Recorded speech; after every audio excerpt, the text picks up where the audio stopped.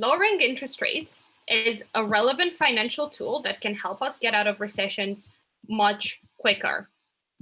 We think, and we explicitly regret the fact that it has been abused by central governments in the aftermath of the 2008 recession, which then like disempowers us to use it in the like softening the impact of any future recession. I'm going to have 2 points in my speech. Firstly, I'm going to do some framing and comparative and tell you exactly what we're regretting. And secondly, I'm going to tell you why this trend has then exposed us to massive risks that are going to come as a consequence of the coronavirus recession, and why we're going to have increased harms off of that. So firstly, in terms of so what exactly happened? I think that governments were heavily panicked in the response to the 2008 recession. That meant that most central banks then lowered interest rates to the point where it created a race to the bottom. The economic consensus was mostly that this was a safe way in which to do like economic recovery, which means that we got to a point where status quo, these interest rates are literally almost zero. So it means that people that are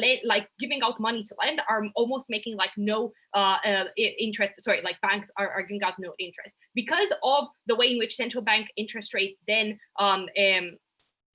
lead off to determining the type of interest rates that private banks also lend out. It also means that central banks, it also means that these banks lend to individual people money at very, very low interest rates. What is the comparative? I think that these states had other methods to deal with the economic recovery. I think firstly, governments have electoral incentives to try to deal with crisis as well, because they know that if they mismanage crises, then they're going to be voted out of office. Secondly, I think they also have economic expertise that is behind them, that backs them up to ensure the fact that they're going to have like good dealing of a crisis. So we think it's very likely that the comparative in states, so we don't stand behind any particular comparative, but we think that this is going to be context by context based. So we think that the United States, for example, which has a good credit rating, is going to largely like finance its growth out of borrowing, as opposed to like countries like the PIGS, for example, probably are going to do something like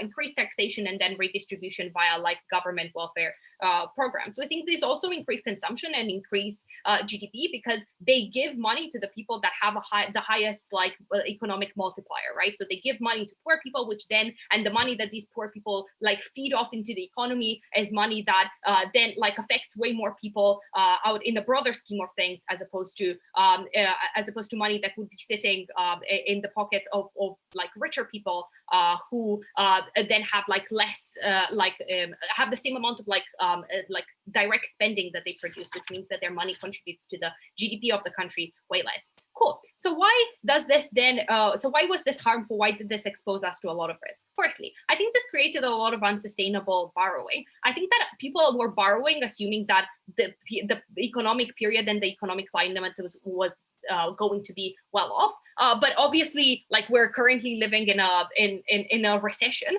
That means that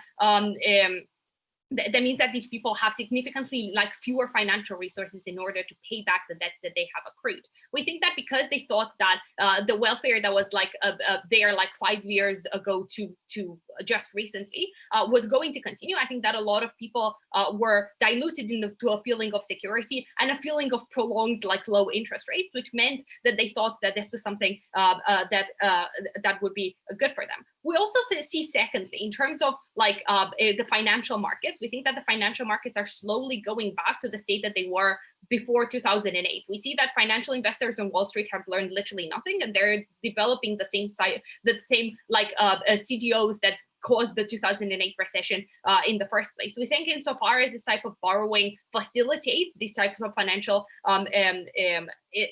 instruments, which means that people are then more enabled to borrow to buy a house and then borrow against that value of that house to borrow more money, that this sustains like unsustainable borrowing bubbles that we see status quo. Secondly, I think that because there has been this like big trend, it's impossible to pick the interest rates back up. Why is this true? So they're mostly going to stay this low forever. Why is this true? Firstly, because central banks are like very, very scared of recessions. At the moment where you pick them up, there is a possibility that this is going to create a ripple effect and going to contract consumption to the point where it might create some sort of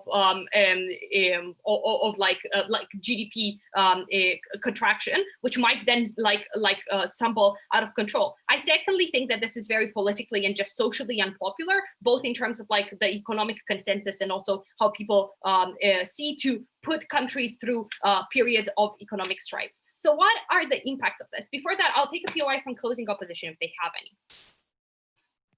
So post-2008 saw the introduction of wide-ranging and massive restrictions on the loans that people can take, for example, the loan to value that you can have on your mortgage for your house. We think that that mitigates the most of your first claim. Okay, I do not think that this is true, given that, so because people do not, politicians cannot efficiently regulate Wall Street because they lack an understanding of it. CDOs are incredibly complicated, and like Senate hearings literally had to like call in the person that like wrote The Big Short because they literally couldn't understand the complicated financial incentives. Politicians are not experts in finance, even the ones that are directly regulating it, which means that like the markets running strife was something that is happening status quo, like empirically false claim. Okay, what are the impacts of this? I think that firstly, it means that a lot of individual people are facing debt defaults currently because of the coronavirus pandemic. It means that these people have no like short have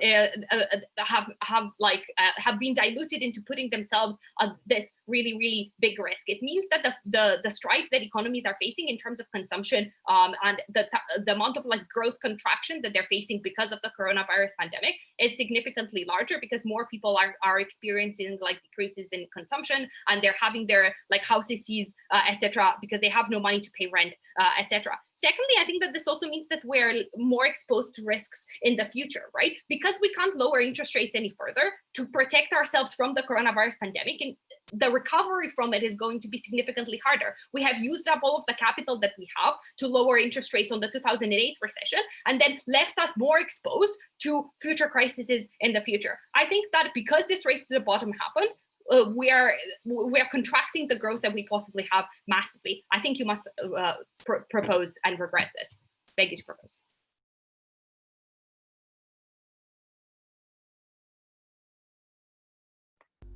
I thank the speaker for those phone remarks. I'd like to invite the leader of opposition to open the debate for side up here. Just get a timer up, then I'll start.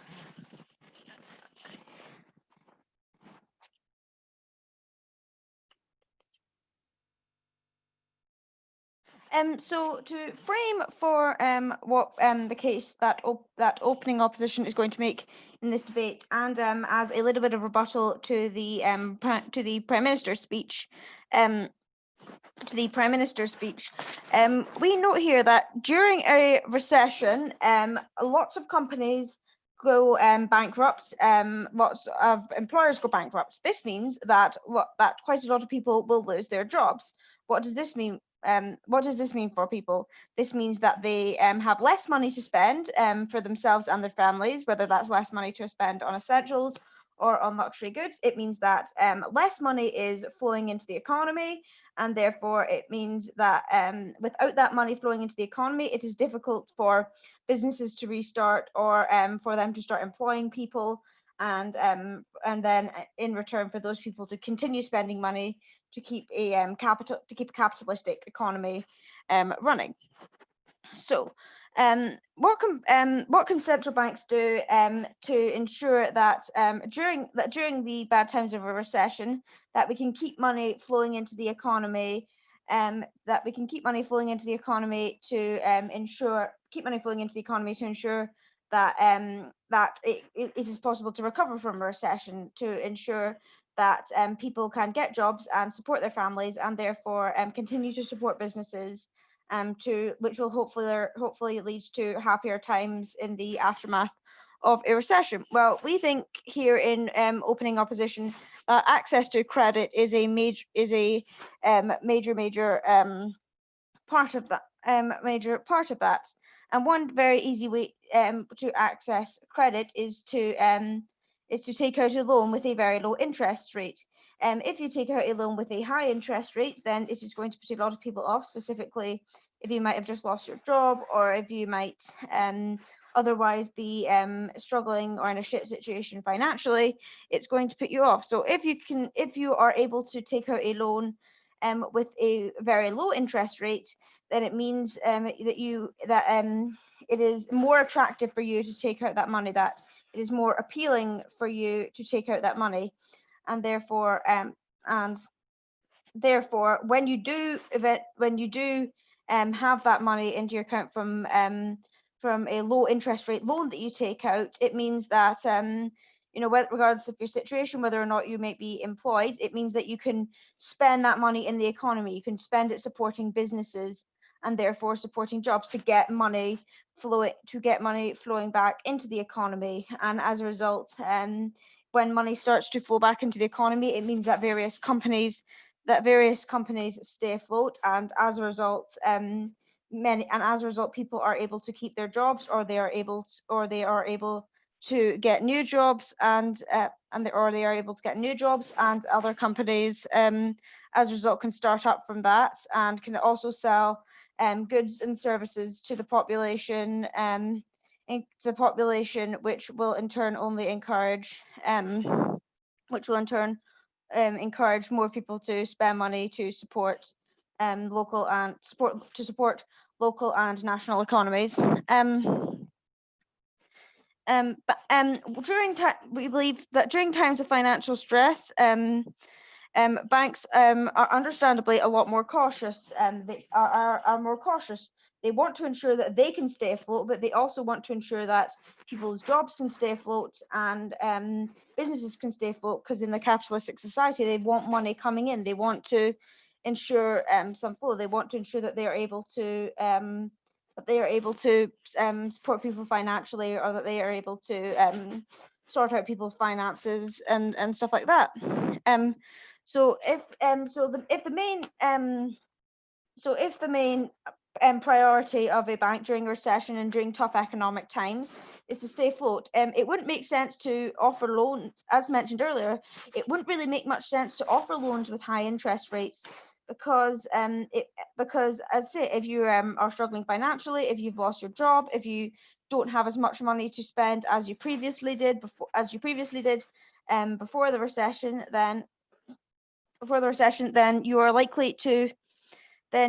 not likely to want to take out credits, because if it has such a high interest rate, you're just going to think, how the hell am I going to pay that back?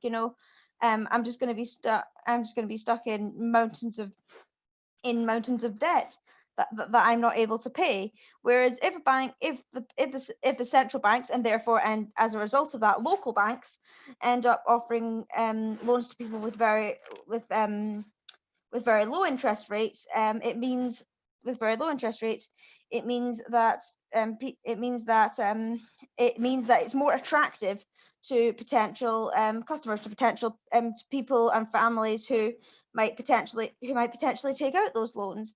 And therefore, when it's attractive to people to take out a loan, they're far more likely to take it out, and as a result, that low interest loan can keep them afloat financially for a while. It means that they're able to continue to spend money on their essentials and things like that, which will keep the money, actually, as I mentioned earlier, will keep money flowing into the economy, and will ensure that people don't go without the basic necessities that they need to. People don't go without the basic necessities that they need to survive everyday life,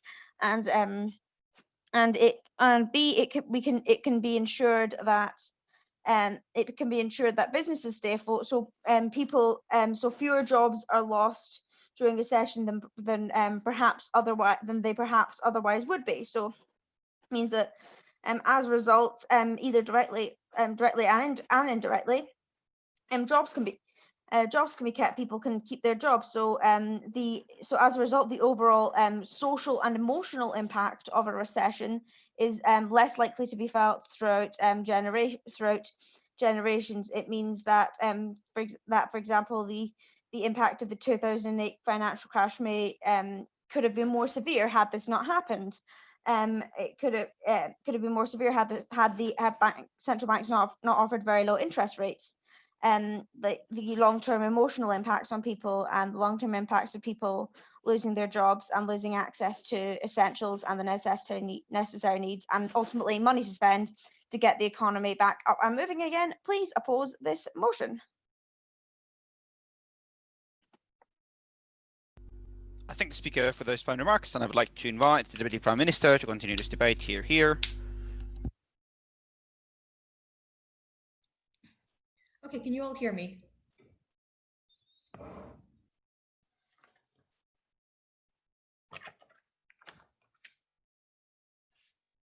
Okay, 3, 2, 1.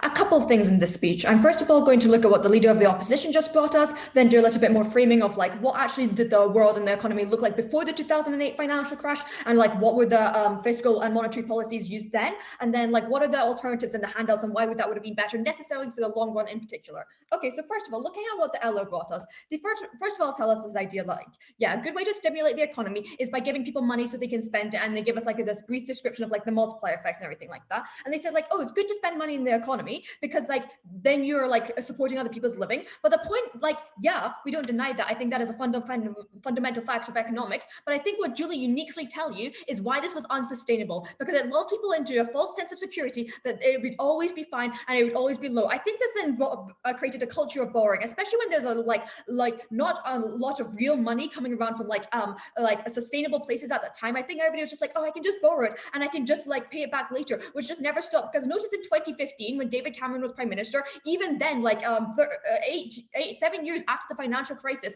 he made a speech address to the nation, which was relatively famous at the time, and said, we all need to start paying off our debts and stop borrowing because it is unsustainable for the nation as a whole, and it's creating another bubble in the way that it led up to the financial crisis in the first place, right?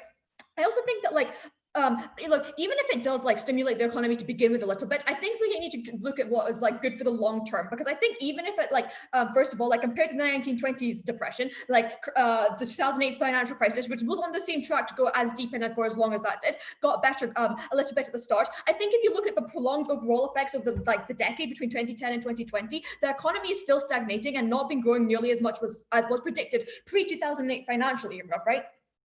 So I don't think that is true. But then also when they talk about like individuals, which I think is interesting about taking out loans like this and why this is good for the economy, I think you need to be thinking about who is taking out these loans, because like, first of all, I think unemployed people who are taking out these loans, because like notice unemployment went up like 20%, so up to things like 30% during the financial crisis. I think if they were taking out loans, they were probably not spending it on like things of like a lot of money. These were probably not things that got like any like that didn't stimulate our economy much, because it was probably still things on like essentials like heating, food, and rent and stuff like that, things that would have been paid probably anyway. I don't think like this is something that like stimulates the economy. The things that stimulate the economy are big investments like infrastructure projects, or people or individuals, if you want to talk about that, buying and selling homes or cars and boats. It's like big ticket items like that, right? So I think unemployed people who like, if they did take out any money, probably were spending it on very small things that didn't really necessarily stimulate the economy. And notice this could also be replaced by things like government handouts. But then second of all, I don't think many unemployed people were taking out money, because so many people were in lower class and on these positions. Like, so I don't know if they really could be paying it back. I think that the people who were taking out money were the middle class, and these would be people who've like largely become dependent on borrowing as well. But also notice like a lot of the people who were middle class and taking out loans at this time were probably like relatively well off. Like, yeah, they might have lost some money in stocks and shares, but they probably still had like big tickets items like their cars and their houses, because they were middle class. And so like, even if they lost some money, probably still relatively well. I think that if they were taking out loans, I think actually what they could have done was probably pay back at a higher interest rate, which of like then would have returned more money to the banks. And so like, I think middle class people probably could have afforded to take out higher loans, right? But also notice that we don't need to stand behind like having interest rates go higher than they actually did. I think we just need to stand behind them staying the same, right? But I also think like the opposition needs to prove that it was uniquely this that stopped the interest rate. It was uniquely interest rates that stopped the recession, and they need to prove that it was best for the long run and that nothing else could have done the same job. I think that's when the alternatives come in, right? And why this is bad for the long run. Because I think like if you actually look at what caused the 2008 financial crash, it was unsolicited borrowing, which went unchecked, because people like during like 2000 to 2008 was like the Western world in particular was going through a very large economic boom. Like things were looking good and everybody thought like this was the end of the history of capitalism. capitalism had won, right? I think it was big. And if you look at it, why that was, it was because people were like, yes, you can take out a mortgage. Yes, you can take out a third mortgage. Yes, you can take out like a fifth mortgage. And no one was checking credit ratings. And so people were like taking out more and more borrowing and more mortgages. And what actually happened was like people, after they actually started checking their credit rating, realized that like no one could pay back these debts and no one could actually afford to take out all the loans and the mortgages that they were taking out. That is what caused the financial crisis, because people noticed and were like, and that's when like the credit ratings crashed, because everybody was like, no one is paying this back. I think then when you lower interest rates, you are like encouraging that same culture to have like to repeat itself again into the future, because people are going to like, people did that before the financial crisis, and lowering interest rates just ingrained that into you, because you're just thinking the only way I can get money and the only way we can stimulate the economy is by further borrowing, which again, as Keely pointed out by Julie, is the unsustainable thing. I'll take a POI from closing if they have one. Okay, if you have one later on, just let me know. Right, so I did think... We just like to repeat again, macroprudential regulation changed. People couldn't borrow so wildly again. That changed, and then rates went down to help the people who had borrowed previously. No, because the rates didn't go down for the people who had previously borrowed. The rates went down again. So people who took out future loans after 2008, they went down further. I also think that like, a lot of like, after 2008 as well was the time that like a lot of like, quick cash and things like that, like a lot of like pop-up starter loans, loan companies started doing that. I also and like banks gave out lower interest rates and stuff like that, right? I think then that it was because of things like this that meant like in 2011 when the oil crash happened, that the economy suffered disproportionately worse than it should have, right? Because and things like that. I also then like, again, this is the key thing to Julie that Julie mentions and key to our case, is the fact that this is no longer sustainable in the long run, because right now during the coronavirus we can no longer lower interest anymore, and this is what what makes us more exposed to later risks. Because I think that if you look at the alternatives, right, I think if you had government handouts, for example, I think that would largely do like a very similar job as what LO has proposed to you when things like it comes to encouraging spending. I notice like things like government handouts or even taxes to you can have like one-off Robin Hood taxes or just government handouts can be implemented for a much shorter or like much more defined amount of time. I think that gives more economic security and like a security to companies, because they know how much money people are getting for a lot length of time. Like during coronavirus, so they're like, we are going to pay like X percentage of furlough for like 3 months up until this date. I think it is very difficult for central banks to lift interest up again, because they are very scared like of the signaling this produces and the influence that they have over their economy. I think this is when like also notice things like when you like sell government bonds and you try and get the interest from them, you're giving them to companies to invest in places and things like that. But just note that there is no guarantee that these investments will not necessarily succeed. I think these are much more likely to be risky, because CEOs actually do better and benefit when their companies fail, because they can then say to their board, look, I am in charge of the company right now and I'm weathering it through this difficult era, and so I need to have a pay rise or I need to have a bonus because I'm working longer hours. Like this is a fact that CEOs do better when their company goes through a downturn, right? I think on the other hand, though, politicians have a very big incentive and duty to their citizens to not get unelected. And so government spending is much more likely to be responsible and in key sectors that they know are going to be the correct ones to do it. I think then government spending and literally any alternative would have been better for in the short term and also in the long term, as we are now seeing. Proud to propose.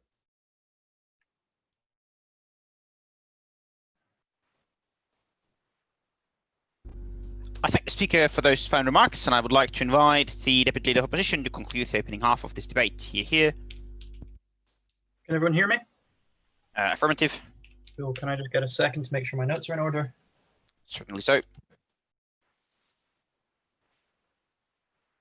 3, 2, 1. I'm going to start with a little bit of extraneous rebuttal, first to Prime Minister, then to DPM, then a little bit of framing on like why our substantive case is going to kind of comparatively be better than theirs, and rebuilding of the case from there. So first of all, I think the Prime Minister made a bit of a mistake that has actually hurt their case quite a lot when they tried to play it both ways about how expert the government is in making regulations. At first, that they said that they don't need to defend any specific counterfactual because the government are experts at financial policy and have some magical alternative that they did not describe. Firstly, it is your burden to describe the counterfactual to this specific response because those experts decided that this was the good response. But shortly later, in the very same speech, the Prime Minister said that the government is not competent at regulating the financial sector to the extent that they literally don't understand the very instruments that they are supposed to be regulating. You cannot have it both ways. You cannot, you have contradicted your own framing. To the extent that you do not believe the government to be competent, you have obviously not going to buy in to like any of your own alternatives, right? So then the DPM speech. So I think they've done a few weird things. So like, firstly, like people spending in small amounts is not stimulus to the economy. I think that there is no quantitative difference between 10,000 small purchases and one large purchase in its role in giving a company. Just because it happens incrementally does not mean that people buying food and like going to work is not in and of itself stimulus. And the fact that it happens 10,000 times more often means that the same amount of money invested in two different places often results in a very similar amount of stimulus. And so like their idea that like people being supported by these loans is not stimulus is false. Then they tried to say that, like, across the whole kind of opening government, that the regulations have not occurred and that they're not like a thing. I just want to remind you how much of a huge political and cultural event 2008 was. The biggest one of the first times a bank has gone, the biggest bankruptcy of a bank literally in history, and a huge financial fire that spread across the entire globe. The political response to that was outstanding and massive, and the amount of regulations that have occurred since then are almost stifling, right? There is ring fencing, that's the phrase. There's ring fencing of particular high-risk accounts. There's a variety of restrictions on who you can and cannot give loans to. And most notably, there has been reform in the very regulatory body that caused fraudulent loans to be given out in the first instance. This reckless loan practice was not simply Wall Street bankers not knowing how to do their jobs. It was that the governing body was explicitly corrupt, and that is no longer the case for the exact fact that there is a huge amount of political and social capital levied at reform of those institutions. They try and say, oh, we're in a bubble because everyone's spending huge amounts of credit, and like CDOs are on the rise. CDOs are not on the rise. CDOs peaked in 2016 and they've been kind of lower in equilibrium since then, because obviously when that financial tool is more tightly regulated, it reaches a peak kind of equilibrium point of how profitable it can be, and you no longer get those super bubbles, right? The regulations, well, turns out the government did know how to make regulations. It wasn't willing to in the past, but with the massive amount of social capital that was gained by thousands of people losing their jobs, there was suddenly enough pressure to make them act in those very expertise ways that government told us that they are capable of doing. And this was the specific policy that they decided to do. So broadly speaking, it has been accepted into this debate that that credit is a very effective tool. I'll take a POI in about a minute's time, right? Probably from closing, to be honest, though. Like the credit is a very effective tool for like getting your way through a recession. Note that the reason that credit is good for getting you out of a recession is that an absolute amount of credit is useful. It is not a relative amount of credit. Having an already low credit, an already low interest rate means that you don't need to lower it any further, right? So to the extent that like lowering an interest rate to a low route increases the amount of credit that is available, if you had lowered that at an earlier date, that amount of credit would have been available earlier, and that same amount of stimulus would have occurred earlier. Therefore, that stimulus would merely have happened during healthy economy times and grown the economy the exact amount that you would otherwise have been able to bolster it, meaning that that same amount of effective mitigation happens. It just happens at a time that is less visible, right? So to the extent that like any of this credit could like a reduction in credit rate an increase in the amount of credit helps you get out of a recession. An increase in availability of credit earlier is preventative of that recession being harmful in the first place. I'll take closing. Low interest rate has led to a high level of inflation, which is crucial for those companies, especially from developing countries. By your metrics, companies also suffer. How's that? Okay, so like inflation rates is... God, inflation rates. Inflation rates is a weird case to be running right now. Like, so the level of inflation, yes, there is some amount of inflation, but the most important thing in any given kind of recession counterance kind of policy is that you get like is that you achieve a certain amount of cash flow. Note that credit-related inflation, rather than absolute money printing, is a self-correcting mechanism. So credit is effectively just, it's a weird way of explaining, but it is time-traveling money. It is money that you will have in the future that you bring to the present now, right? What that means then is that the amount of money in circulation now increases by the amount of that credit. But when you pay it back, each payment reduces that commensuratively, right? So while there is more money in circulation, to the extent that like we're not all defaulting on every loan that we have, there is only a very marginal inflationary effect after the effect of the cash flow. Given then that the amount, like where the money is the important thing, and the fact that it is being spent and it is flowing, which is, as my partner said, providing jobs, keeping businesses afloat, keeping products and services cheap, keeping competition high, and allowing people to live their lives is by far the most important thing in this debate. The counterfactual is not that you can suddenly use this tool at another time. The counterfactual is that you get a specific credit contraction that is basically private sector austerity. Proud to oppose.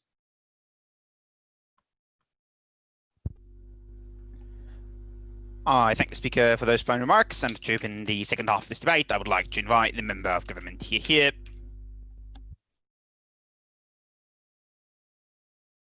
Can you hear me? Great, just a second.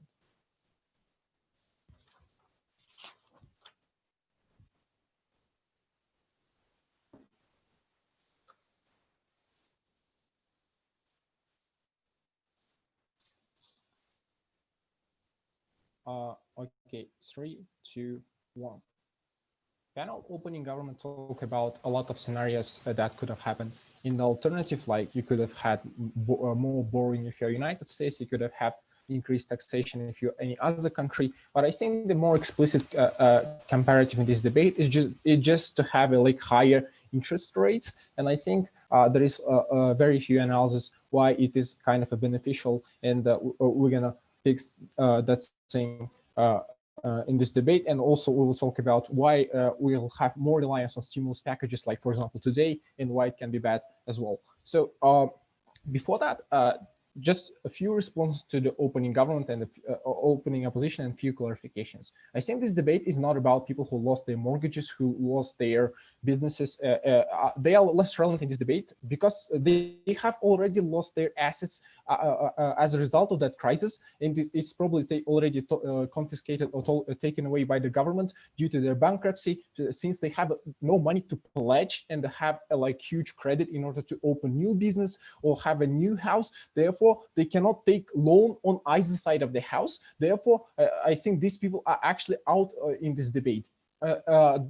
So this group of people are probably already taken care by the government's welfare nest, like you have unemployment benefits and etc. Therefore, this group of people is not in this debate. So what about this debate is? I think this debate is about businesses or like individuals who have like enough assets to stay afloat already, who can take the loans because they have pledges in order to give the banks, and the banks can be secure that these loans would be returned in the future. If not, they can just take the pledges given by the this kind of businesses. So the comparative is not that horrible, because we're probably talking about the people so the worst of people are not comparative in this debate. The people who are comparative do not suffer to the extent that they could have otherwise. So why it is important? I think on the alternative, we do recognize the fact that there is less and slower recovery on our side of the house. But I think that as a result of that, we will have more endurance. How is that? I think that at the point when you have higher interest rates, this harms I would say the business model of the secondary level banks. That's to say, if you're a Central Bank of Kazakhstan, you have, for example, if you're a secondary level bank in Kazakhstan, you usually have like your business model is that you stick to the interest rates rules given by the central bank, and you try to give it. Another thing that you do is you have a little bit less percentages to the deposits. The people who like gave you the money in order to save in the bank, in order to gain the returns by the by the persons, and then the bank uses that money in order to redistribute the credits. And I think at the point when you have low, almost zero interest rates, people actually do not go to the bank, and they do not save enough, and they do not get the returns they could have otherwise used. And that means they have less endurance to the future crises, and the future crises are always likely to happen once in a once in a business cycle. Therefore, we think this is an important thing in this debate, and I think this prevented a lot of people who had assets in order to save their money or in order to reinvest because they couldn't use because they didn't have enough endurance. So that's what happens. Okay, now let's weigh to the weigh this to the crisis that we have now, the one related to the corona. I think the one related to the corona, before I'll talk about that, is more important for two reasons. It's simply, firstly, more massive because it affects all of the spheres, not just the real estate and etc. that happened during the 2008. Even if it had affected a lot of industries, it is not as pernicious as the corona crisis, because at the corona crisis you can literally cannot go outside and no business can function at all. Airlines, tourism, even a small bar in your city cannot function.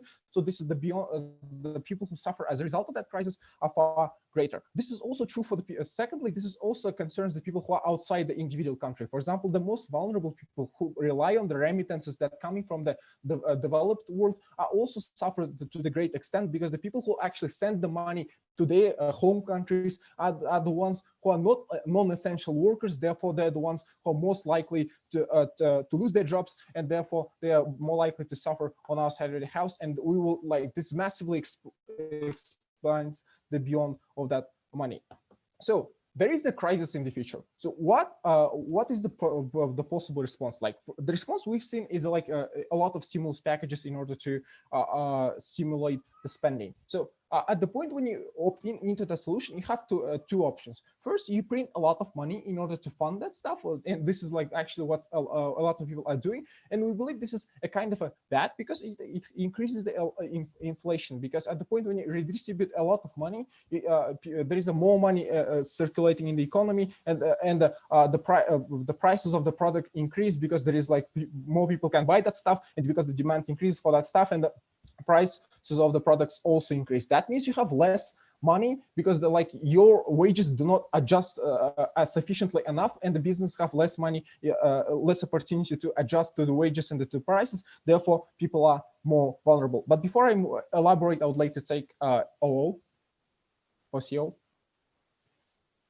Okay. So why do we? So as a result of that, a lot of people suffer, and inflation is bad simply because they have less money in order to spend on themselves, because everything gets far more expensive. So the second way you could have found the stimulus package is actually borrowing. And at the point when you borrow a lot, it does come at a lot of cost. It means that you, in the future, you do have to engage in stuff like austerity measures, when you have more increased taxation and the more control over the economy in order to repay that kind of borrowing. And probably note the fact that it is good if the stimulus package is successful from the first instance, but we are now already seeing that how governments around the world are already opting into the second stimulus packages, and that means you have to borrow and borrow more, and that means you have more pressure to the people who live in the future, and they are less likely to have more likely to have more difficult life in the future. And I think this is important because there are more people, there is always more people that lives in the future, and if their lives get bad, we believe this motion should be proposed. Proud to propose. Thank you. I thank the speaker for those final remarks, and I would like to call upon the member of opposition to open this debate for CO. Here.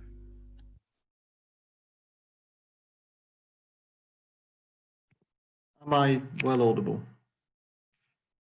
Most certainly so. Thank you.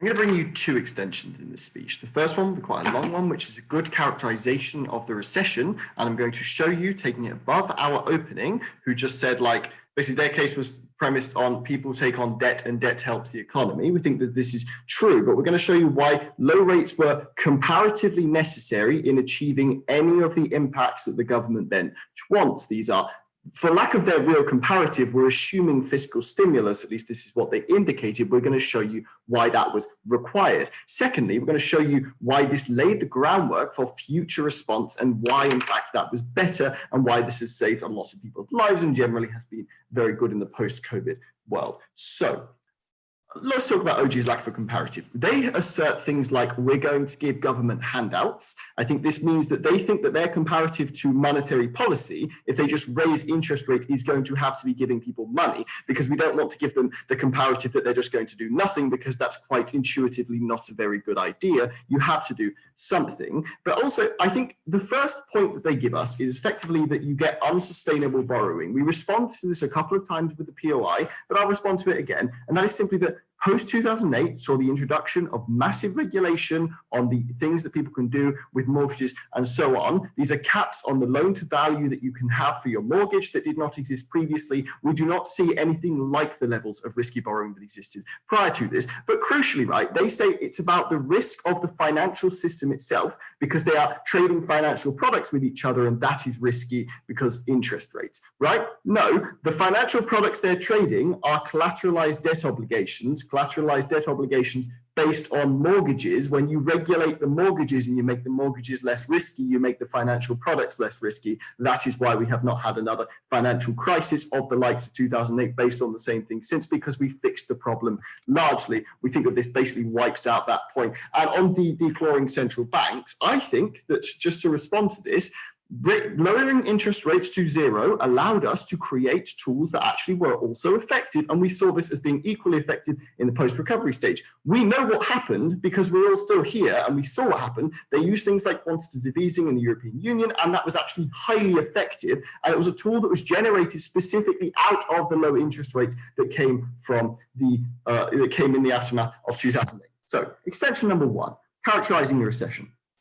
The recession lasted a very long time. We did not get out of it immediately in the aftermath of it. We were still going into the new COVID recession. Some countries had not yet reached their levels from previously. What I mean by this was that the problem was not yet solved. So the government needs to provide us at least some way that they were going to continue the recovery when they pull the rug out of another version of recovery. So what is the problem here is that they are now creating a huge amount of government debt because they need to be providing fiscal stimulus through things like their government handouts that they want to give everyone. The problem is that government debt is based on the interest rate because you need to pay back that money at some point, which means that governments, if they want to have any form of fiscal stimulus, need to take that money out, and they are unlikely to do this in the event that they have very high interest rates, because now they have a much higher deficit, because the deficit is what they really care about. CG says loads of debt is bad, debt is not that bad, debt is only bad if you have high interest rates, and the trend of high interest rates means that that is absolutely fine.